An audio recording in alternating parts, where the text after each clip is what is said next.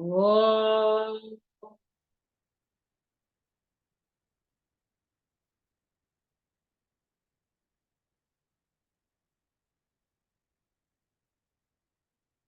Om.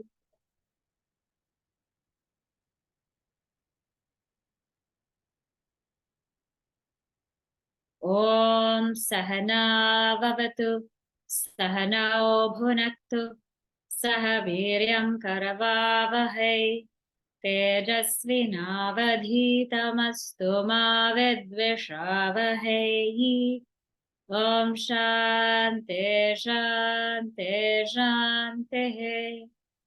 Vakratunda Mahakaya Suryakoti Samaprabha Nirvignam Kuru Me Deva Sarvakaryeshu Sarvada. Sarasvati Namastubhyam Varade Kamarupini Vidyarambham Karishyami Siddhir Bhavatu Me Sada. Samasta Jana Kalyani Niratam Karunamayam Namami Chinmayam Devam Satgurum Brahma Vidvaram Mukam Karoti Vachalam Pangum Langhayate Girim Yat Kripatamaham Vande Paramananda Madhavam Paramananda Madhavam. All right. We will read verses 18 and 19 together. Chapter 6. Yada viniyatam chittam atmanyevavatishtate nisprahas sarvakamebhyah yukta ityuchyate tada yatha deepo nivatasthaha nengate sopama smrita yogino yatachittasya yunjato yogamatmanaha. All right. Here in these verses, it is now speaking about Nirvikalpa Samadhi. So last week I gave a whole breakdown of Ashtanga Yoga. So please keep that in mind as we're doing this section in chapter 6. Then only everything will become clear. So the first step is yamas. Yamas means things that, these are values or qualities that restrain us from doing wrong things or prohibited actions. So like ahimsa, satya, brahmacharya, asteya, aparigraha, etc. Number 2 is niyamas, those that now refrain us from doing selfish activities. They may not be prohibited, but they're quite selfish. So in niyamas, what is then specified is spend our time in austerity instead of sense pleasure, sense enjoyment. Spend our time in shaucha, purity. Dedicate all our actions to Bhagavan, Ishvara Pranidhana, instead of for our own selfish gain. Spend our time in swadhyaya, repetition of a mantra or chanting of the scriptures. Santosha, be pleased with what we receive instead of going on and acquiring. So in this way, through steps 1 and 2, the yamas and niyamas of Patanjali's Yoga Sutras, Patanjali Maharishi's Yoga Sutras, one establishes some kind of purity. And then step 3 is the asana, whereby now a posture is established and also the seat of meditation is established. Only when the mind has a certain amount of purity can we sit still. Otherwise, we won't be able to sit still. Then step 4 is this pranayama. This being able to watch our breath, focus on our breath, because the breath is linked to the mind. So in order to get to the mind, we use the breath, which is a great way, because when we slow down the breath, mind also slows down. It's easier to slow down the breath, to slow down the mind, rather than slow down the mind to slow down the breath.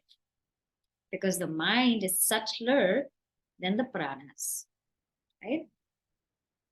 Then after that, step 5 is that pratyahara, means withdrawal of the senses. Then keeping our senses in their respective golakas or locations, keeping them completely inward. Refraining from any opening the eyes or getting distracted by sound or getting distracted by smell, just keeping our senses inward. Step 6 then is dharana, tying our mind to a certain support, a certain thing. And in this case, it is to aham brahmasmi, to the thought that I am Brahman. So dharana is you tie it to this. Of course, in the Yoga Sutras, they may focus their mind on other things, but the context here is Atma, Atma Samyama Yoga. So, tie it to the thought of Aham Brahmasmi. Then step 7 is Dhyana. Dhyana. Now that we've tied the mind to the thought of I am Brahman or Aham Brahmasmi, now keep letting the thoughts flow towards that. So keep doing it. And in dhyana, it will be vichidya, which means it will be broken. That's okay, right? Because whenever we start focusing on something, we tend to get distracted a little bit here and there. No problem. Keep going until we reach step 8, which is Savikalpa Samadhi. Savikalpa Samadhi means now there are no more distractions. The meditator is there. The meditated is there, and the process of meditating is going on, but with absolute focus. There are no distractions whatsoever. And from a state of being full of effort, in the initial stages of Savikalpa Samadhi, there will be some effort involved because we're really, really focusing on it. After some time, it will be quite effortless. It will just flow. It will just flow. This is the eighth step. Eventually, what will happen is what we call Nirvikalpa Samadhi. So these 8 limbs are to get to Nirvikalpa Samadhi. What is that Nirvikalpa Samadhi? When that meditator is absorbed in the meditated, and the meditating is going on seamlessly. So there is no more I am meditating on this, and the process of meditation is going on. One just loses themselves or gets absorbed in that very object of meditation. Just like a painter gets absorbed in the painting, singer gets absorbed in the song, dancer gets absorbed in the dance, the meditator gets absorbed in the meditative. Completely absorbed. That there's no more triad, meditator, meditated, and meditating. It is just absorption, and it's going on. Even it's even so subtle that we can't really call it a thought. It is beyond the radar of thought. So it's called nirvikalpa. That's samadhi with no vikalpa, with no differences between the 3, or the samadhi that is nirvikalpa, without even the thought, because the thought is very subtle. So this is what we call nirvikalpa samadhi.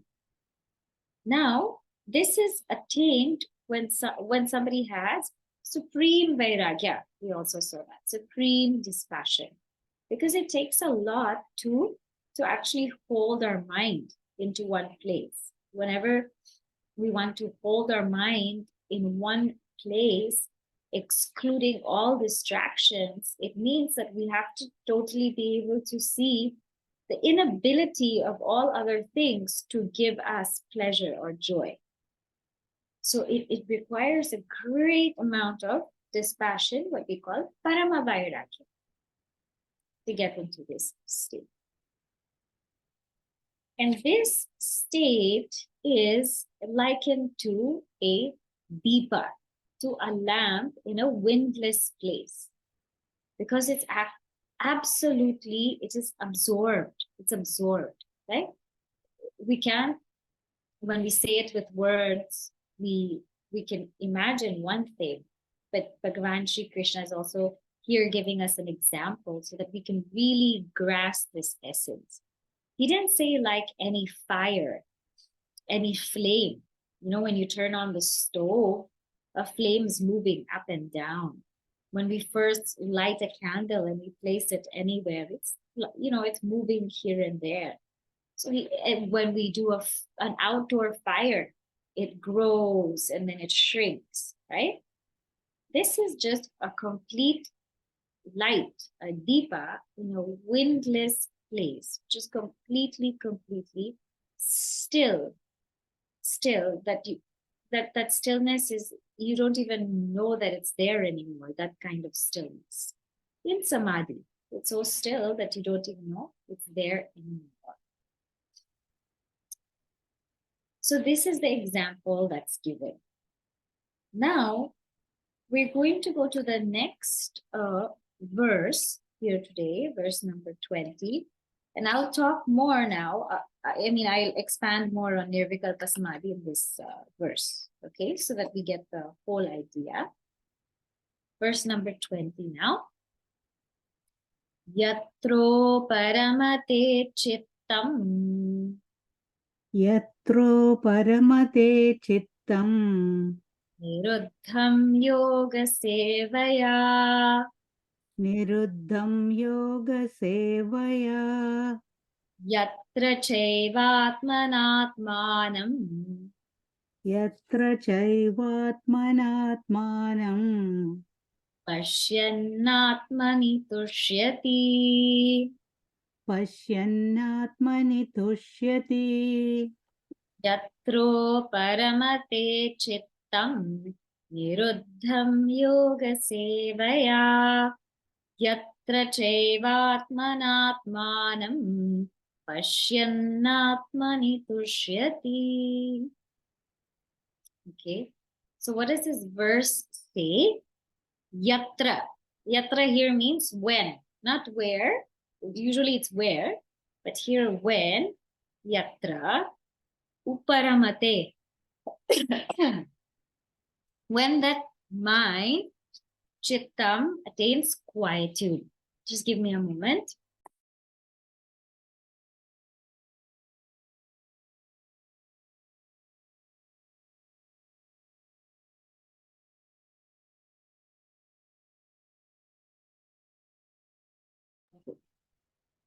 When that mind, Kshiptam here is mind, Niruddham. Niruddham, it's restrained. It's a Nirvikalpa Samadhi. Uparamate, it attains quietude. Yoga Sevaya, by the practice of yoga. And Yatra. Yatra here means when. Atmana eva, only by the self.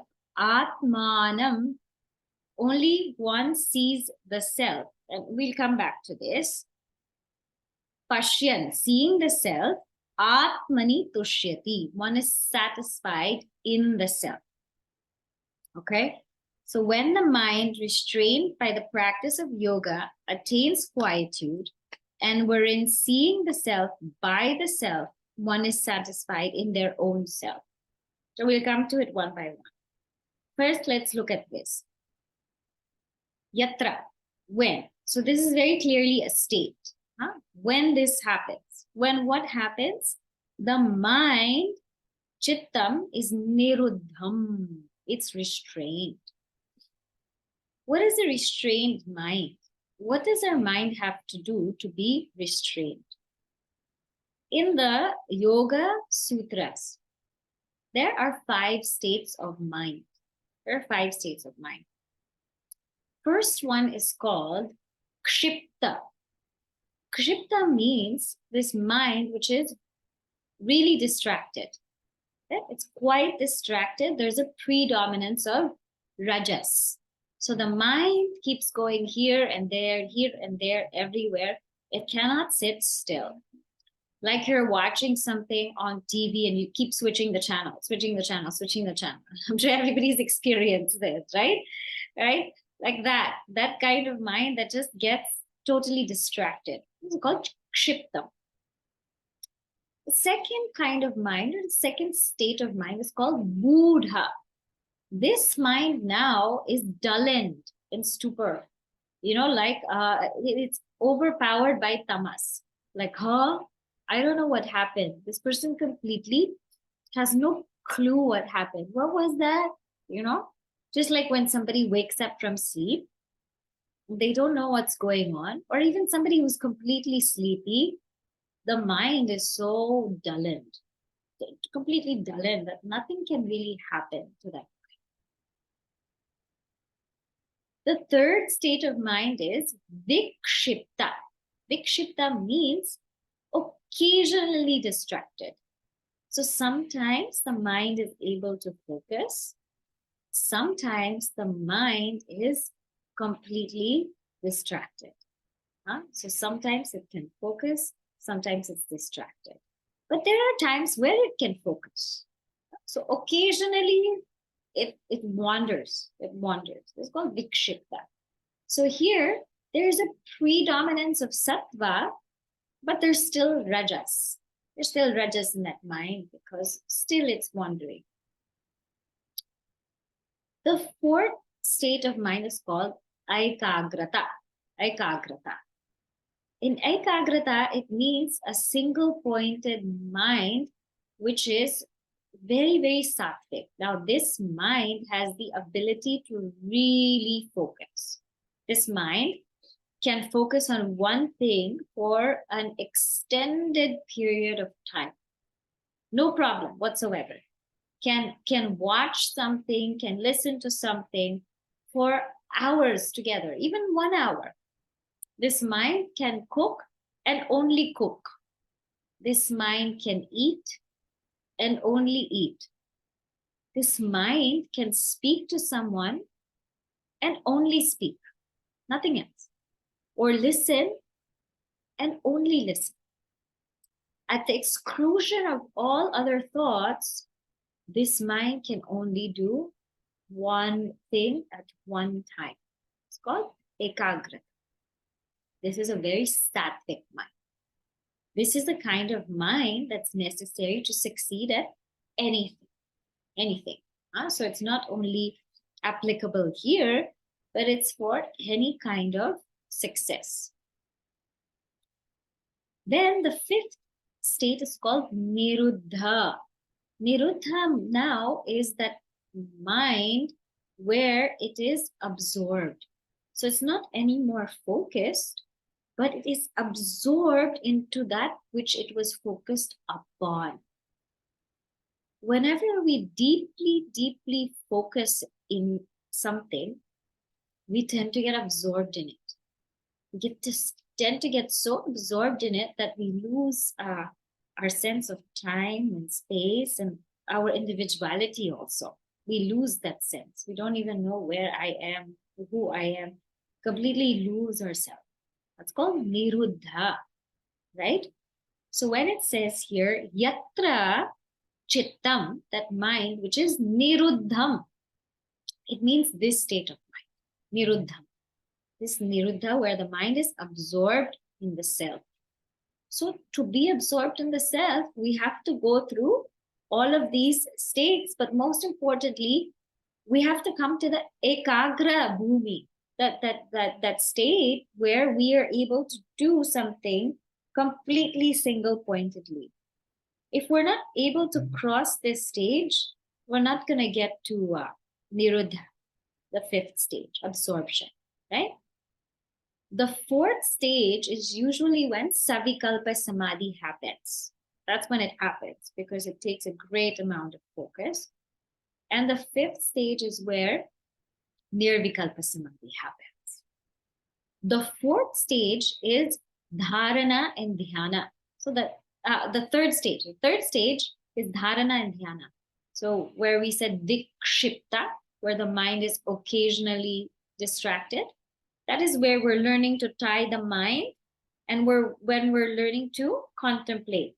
So that Dharana and Dhyana, step number 3, it requires a mind that's focused, but it will be occasionally distracted. The fourth stage, when the mind is absolutely focused, that's the later stages of Dhyana, going on to Savikalpa Samadhi. And the fifth stage is Nirvikalpa Samadhi. Right? So when this mind is restrained, it's absorbed, and uparamate, it attains quietude. So this is that state. Now, just some clarifications here so that we don't get confused. Okay. So the first clarification that I want to make here is the purpose of Nirvikalpa Samadhi in the path of yoga and in the path of Vedanta. This is the first clarification. In the yoga practice, when I say yoga here, I'm not just talking about physical postures. I'm talking about the entire Patanjali Maharishi's Ashtanga Yoga. There, Nirvikalpa Samadhi is prescribed because in that state, the self is very evident. Yeah? So Nirvikalpa Samadhi is not a state where we experience the self. It's not a state where we experience the self. This is one thing that we have to get very, very clear. Yeah? It's not where we experience the self, but it's where the self becomes evident. Like how, see, when your eyes are open, we can see all of the things around us, right? Eyes are open, we can see. I can see my couch, I can see the table, I can see the kitchen, I can see books, see everything. And so when my eyes are open, I'm not focusing on my eyes. I'm focusing on the things around.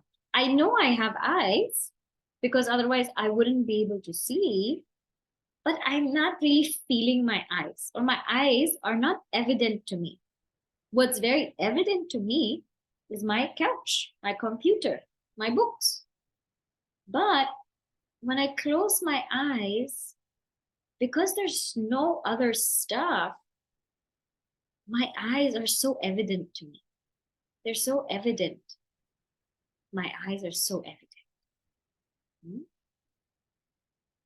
Now, every moment I am breathing. Every moment I am breathing. But my breath is not evident to me. Every moment I am breathing, I'm inhaling, I'm exhaling. Otherwise, I wouldn't be alive. But every moment, it's not evident.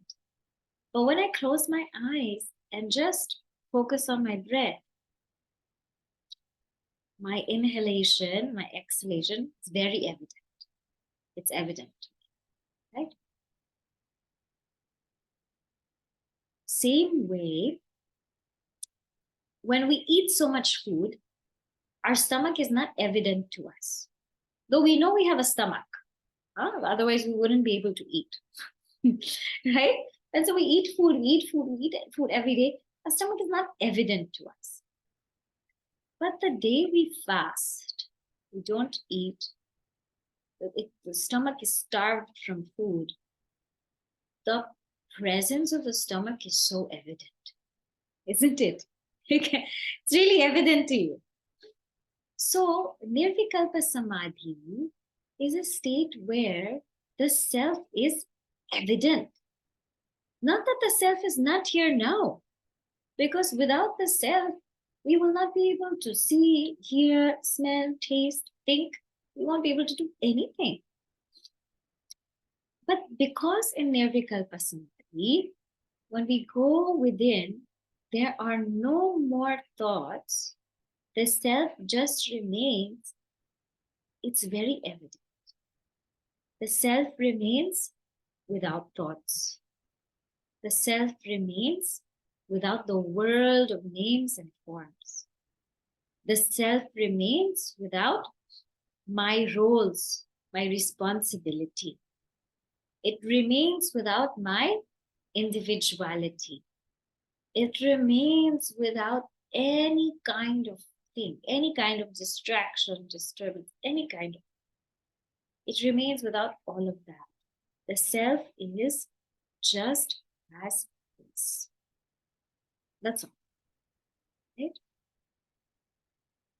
So all of this becomes very clear in Nirvikalpa Samadhi. Not that it's not there. It's there, but it's evident. So in the practice of yoga, what happens is people go into Nirvikalpa Samadhi without knowledge yet, because they want to realize the self-evidence of the self. Because of the limitations of language, I'm saying it this way, but because the self is self-evident in Nirvikalpa Samadhi. This is why the meditators go into it. Now, the path of knowledge or the path of jnana, they go into Nirvikalpa Samadhi with knowledge. Because through Shravanam and Mananam, which is listening and deep reflection, it's very clear that I am the self. It becomes clear that I am this self, I am Atman, and it becomes clear that everything is an appearance in me. It should become clear. Let me just say, it should become clear after Shravanam. It should become clear. So there is no doubt. For the Vedantin, there is no doubt that there is the self, or that I am the self, rather. There is absolutely no doubt.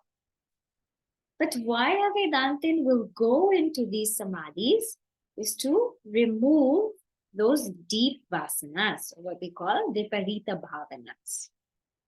Those deep vasanas or contrary notions, which I also talked about in the last class. That's why a Vedantin would go into it. But a Vedantin goes into it with full knowledge. A person who's practicing yoga might not necessarily know what the self is. But in that Nirvikalpa Samadhi, it becomes evident. A Vedantin doesn't need that. It doesn't need the evidence of the self, because a Vedantin, through their vichara, through their inquiry, is very clear that in every thought, the self shines. In every thought, the self shines. So it's very clear that consciousness is in and through everything. I am aware of my thoughts. I am aware of the gap between my thoughts. I am aware of the rising and falling of my thoughts. That awareness is me, the self. I am aware of the world. I am aware of the rising and falling of the world. I am aware and I am there even when the world is not there. That is me. Vedantin is very clear. It doesn't need all of this, but still goes into samadhi because of the contrary notions or the vasanas. All right? So this purpose has to be clearly understood. And why I want to clarify that is sometimes when you read certain texts, they might say at this state, the self is realized, or at this state, one gains the experience of the self. So understand that in the proper context. Okay? So, yatra uparamate chittam niruddham. This becomes very clear, right? So when that mind attains quietude, and that restrained mind, absorbed mind, how does it do it? Yoga sevaya. Yoga sevaya means through practice and love. Seva, seva is not just a word that means practice. Normally here it means practice, or sometimes we know it as service, but the word love is also to be understood in it. And when we when we look at this word, it also tells us that this is not something that's going to happen just like that. It takes a good amount of practice, a good amount of times where we do it again and again and again and again. Finally, it will culminate in that alone. So yoga sevaya is to say it takes time, it takes practice. As Gurudev says, hasten slowly. Means it just practice. That's all. And it will come. It will get deeper and deeper and deeper. What happens in this state? Yatra cha, in this state, atmana atmanam pashyan. So atmana here means by that mind.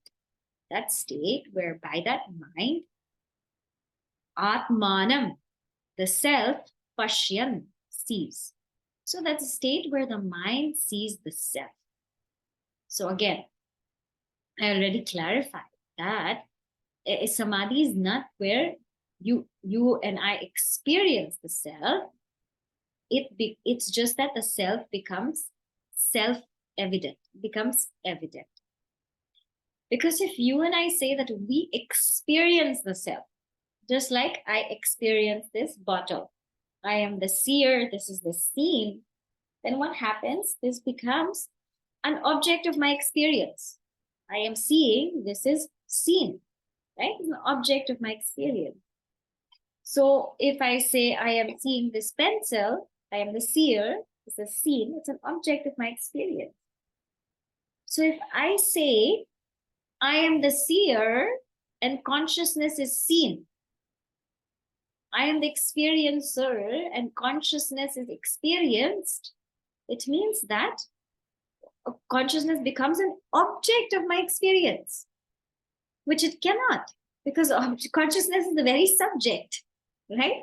So consciousness cannot be objectified. It cannot be the object of my experience because it is the very, very subject. So whenever it says this, the mind sees the self or the self sees the self, understand that it's not like that I experience consciousness in meditation. No, it's impossible. The mind cannot experience consciousness because consciousness illumines the mind. Huh? So if I'm experiencing something in meditation, some lights, some sounds, some out-of-body experience, what is that?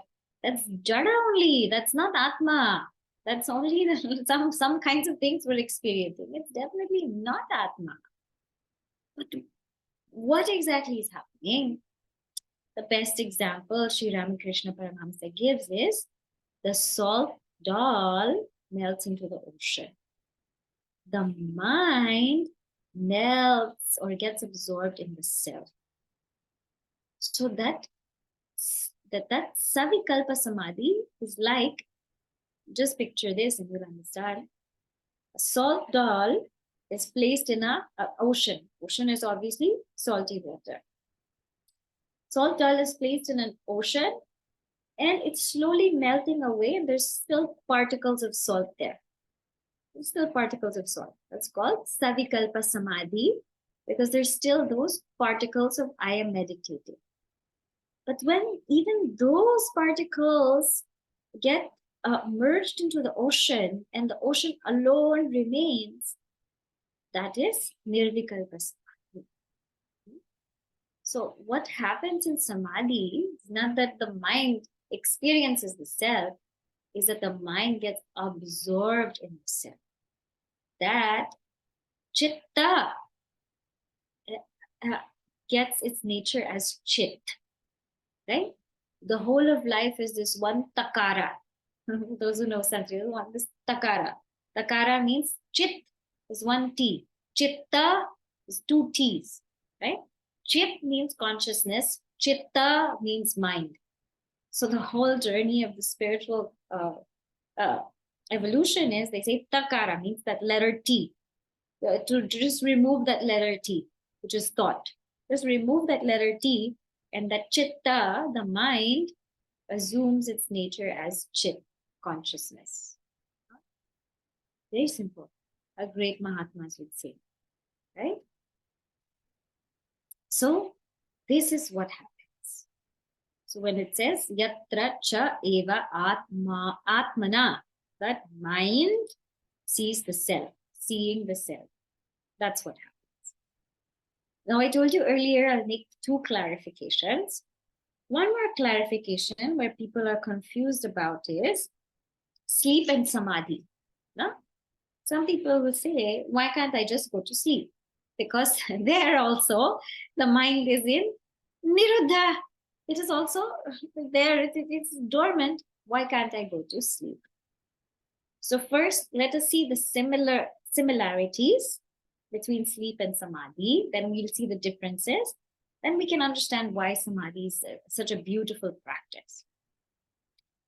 In sleep and samadhi, in both states, there are no thoughts. Obviously, because the mind is not there. Mind is not there. And in both states, there's no duality. There's no duality. In fact, there's no world in both states. There's no world, there's no time, there's no space, there's no individuality. There's nothing like that in both these two states. And both these two states are great because they tell us that, listen, the world cannot be absolutely real.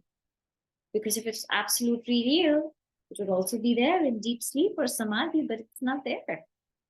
All the experiences we're having in this waking state, me being the waker, it's not absolutely real because it's not there in deep sleep and samadhi. Now, so in deep sleep and samadhi, one becomes clear. I can exist without the body, without the mind, without the world, without time, without space. This is very clear. But in deep sleep, we call it as manolaya because it is covered by tamas. Tamas means when we're going to deep sleep, we're going with the thought, we're not thinking of anything in particular. Whatever the mind's last thought is, that's what it is. And when we wake up from deep sleep, we wake up with the thought of, I don't know what happened, I slept peacefully. I don't know what happened, I slept peacefully. So it is a thought of ignorance, a thought of ignorance. We wake up with a thought of ignorance. We go also with a thought of ignorance. We're going to sleep, we don't know what's happening.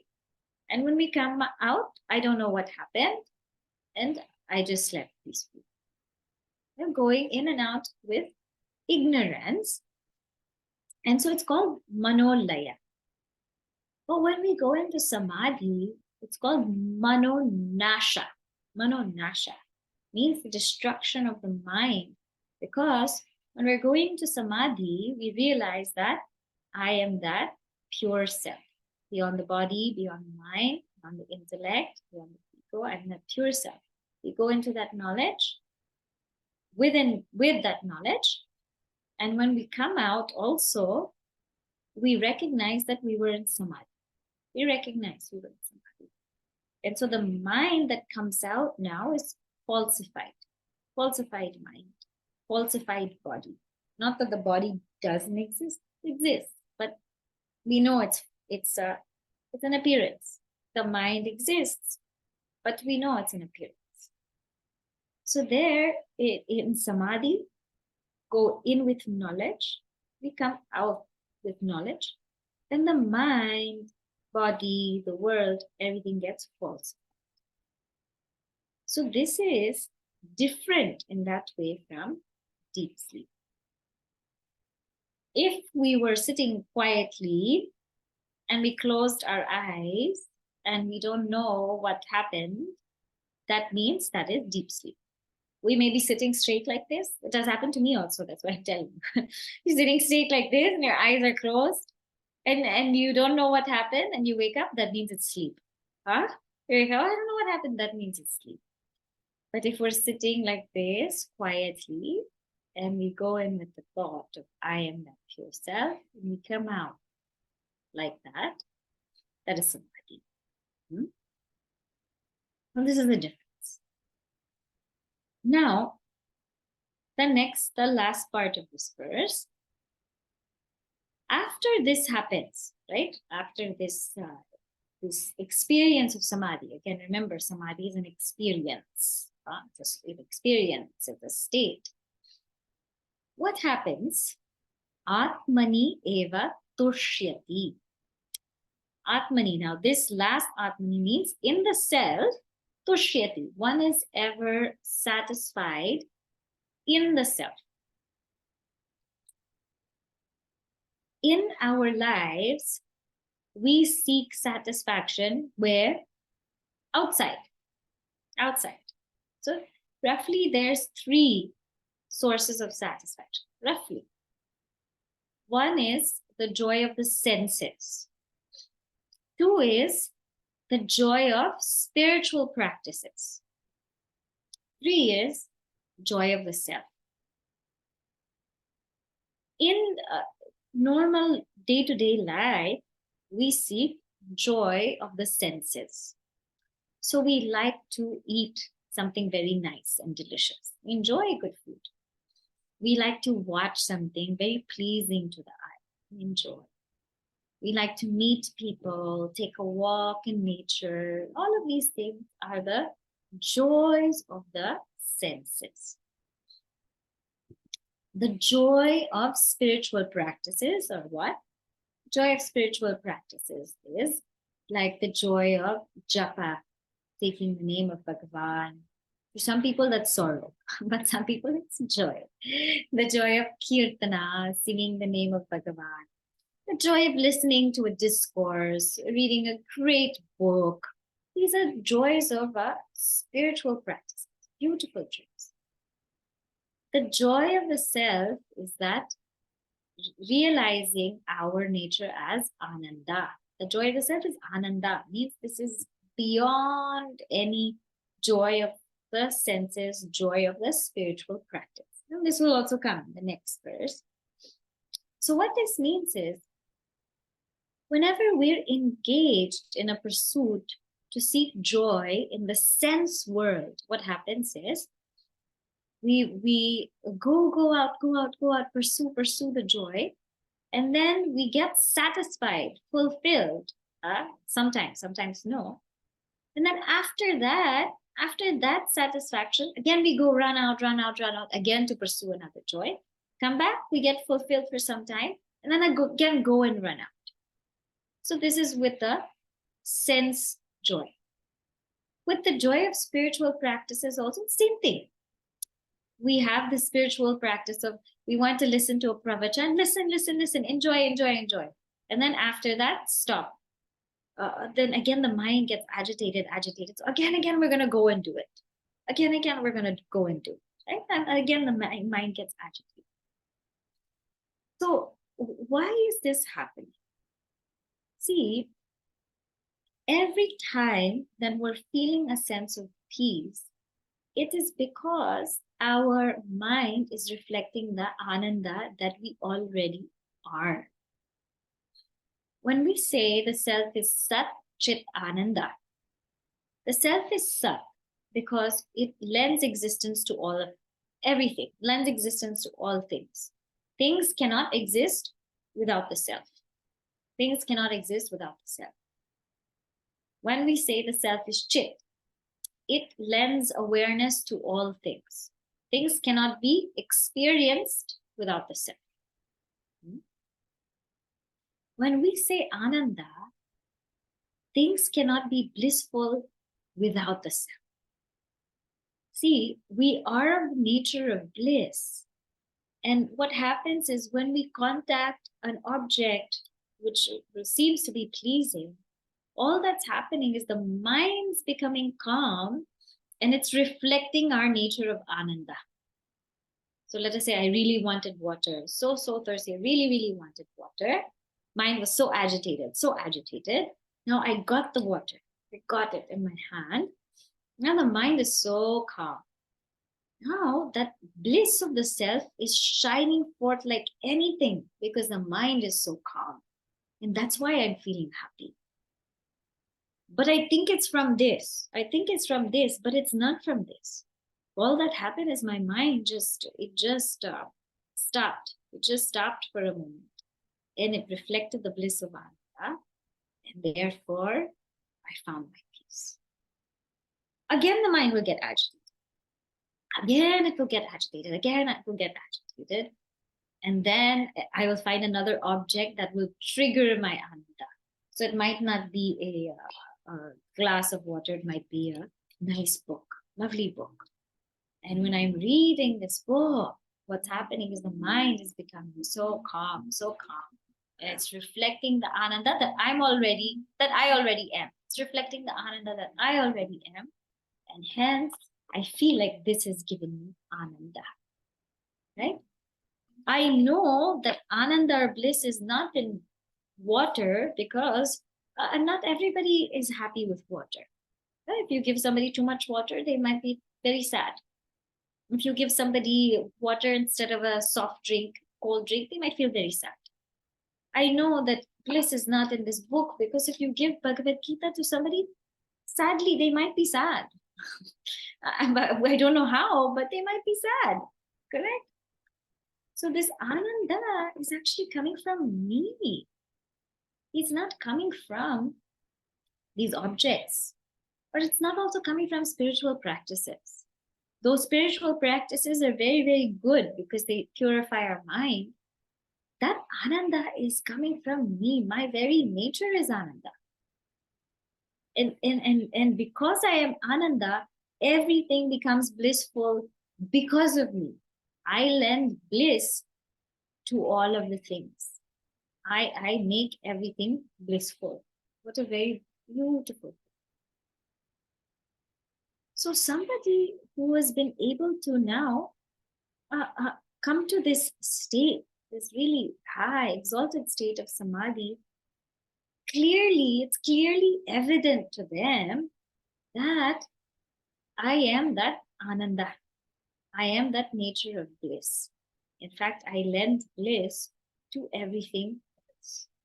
So, Atmani Tushyati Eva. Atmani Tushyati Eva means one finds bliss in the self alone. Nothing else is required. Nothing else is required. Of course, one may go out, one may do things, and one may still engage in spiritual practices and should. But they know very well that that bliss is in me. See, now this example is very powerful. It's like you and I are looking into a mirror. Correct. So I am the original face. I'm looking into a mirror. Now I know I'm the face. Huh? I know I'm the face, right? So if I know I'm the face, will I keep looking at myself in the mirror every time? I know I'm this face. Will I keep looking myself at the mirror every time? No, I'm the face. I don't need to keep looking at the mirror, right? The same way, I know I'm that sense of bliss. I know I'm the source of bliss. Why do I have to go outside to get that bliss? I already know I'm the sense of bliss. I'm the source of bliss. So, Pashyan Atmani Tushyati. One more worldly example I'll give you. Now, let us say, now the holiday season is coming up and many people are giving gifts and buying gifts and everything like that. Let us say you are a manufacturer of these Burberry scarves. Now these Burberry scarves that they have the beige one. And now you are walking in New York City. So you are the manufacturer, you're the producer, you know what the scarf is, you know where it's from, how it's made, everything. And you also have in your house. Now you're walking in New York City and they're selling all of those fake Burberry scarves. It's maybe $20 and it is different. There's no packaging. Instead of a nice round box, it'll be plastic. And instead of a nice tag, it'll be some paper tag, something like that. And they're asking you to buy that. Now, you being the manufacturer and producer of those scarves, will you go and buy that fake scarf? Who will go buy it? Nobody. Correct? So you and I, being the bearer of real sukha, real joy. Will we ever go out to get joy? We might go out to enjoy, huh? But we will not go out to get joy because we are already that source of joy. So this is what it means. Pashyan atmani tushyati. Right? So now let us just see the complete thought flow of this verse. It's a very beautiful verse and it makes everything so clear. Huh? Yatra chittam niruddham uparamate. When that mind, that absorbed mind is, it's quiet. It's absorbed in the self. How? Through practice. Yoga sevaya. What happens there? Atmana atmanam pashyati. The mind sees the self again, which means that the mind gets absorbed in the self is clearly evident. After that, atmani eva tushyati. One is only content in the self. Nothing else will give them joy. Nothing else will give them that content. That is what it means. All right. Now we'll just read verse 21. We'll just see very simple meaning. Then more of it we can take up next time. Verse 21. Sukham matyantikam yattada. Sukham atyantikam yattad. Buddhigrahyam matindriyam. Buddhigrahyamatīndriyam Veti yatra na chaivayam. Veti yatra na chaivayam Stitaschalati tatvataha. Stitaschalati tattvataha Sukham vatyantikam yattad.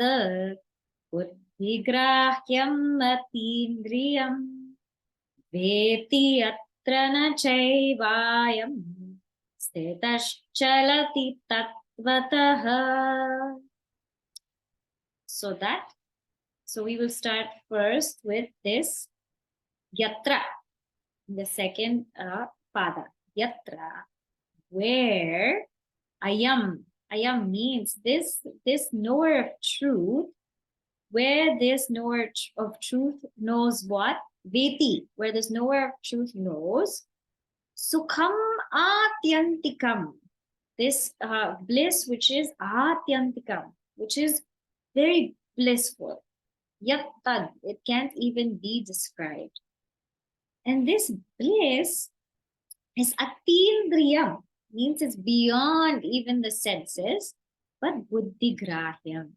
Buddhigrahyam here is to say that it is with knowledge. It is gained through knowledge. And when this person knows this, stitaha, the person becomes very much established, or how we say stita prajna, tatvataha na chalati, and never waves from the truth, never moves from the truth. So when this yogi feels the infinite bliss, which can be grasped by the pure intellect, which transcends the senses, wherein established that yogi never moves from reality.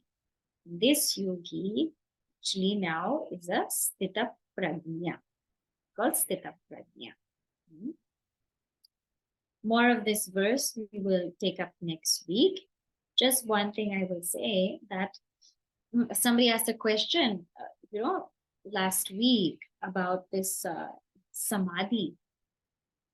The idea is when one attains a state of nirvikalpa samadhi, because it's such a high state, and because so many underlying vasanas are removed, when they come out of that state, they are in sahaja samadhi, means they are ever in samadhi. whether they're in Nirvikalpa Samadhi or Savikalpa Samadhi, or whether they're acting in the world, whatever they're doing, their natural being is Samadhi. Their natural being is Samadhi. And this is what this verse is saying. After one goes so deeply into it, you actually can't ever move away from it. And more of that will be expounded in this chapter. Okay? We'll say the closing prayer. Om Purnamadav Purnamidam Purnat Purnamudachyate Purnasya Purnamadaya Purnameva Vashishyate. Om Shanti Shanti Shanti. Harihi Om Shri Gurubhyo Namaha. Harihi Om.